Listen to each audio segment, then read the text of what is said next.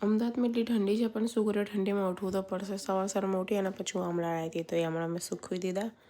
અને પછી આજે મને વિચાર થયો કે રીંગણનું ભરતું બનાવે. એટલે ફટાફટ રીંગણને ધોઈને મસ્ત એની અંદર લાંબા લાંબા ચીરા મારી દીધા. એની સાથે સાથે ગ્રીન તીખા લીલા મરચાં અને લસણ ભેરવીને મસ્ત એને તેલ લગાવીને તવા પર શેકી દીધું હતું.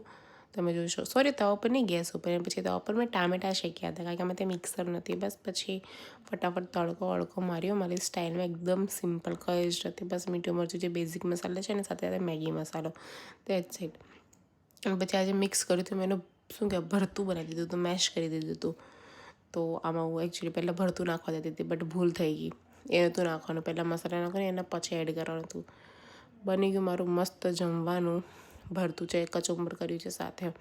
અને આની પર લીલી ડુંગળી બહુ સસ્તી થઈ ગઈ છે, મેં 10 રૂપિયાની બહુ વધારી લીધી હતી, તો એ પણ મેં એડ કરી દીધી સાથે સાથે. તમે જોઈ શકો છો કેટલું ટેમ્પટિંગ દેખાય છે. Super delicious. એની સાથે તો ફટાફટ રોટી બનાવી નાખી. 2 ટાઈમ રોટી બનાવી હતી. અને આની સાથે મારું સલાડ બી રેડી થઈ ગયું હતું, રોટી સબ્જી.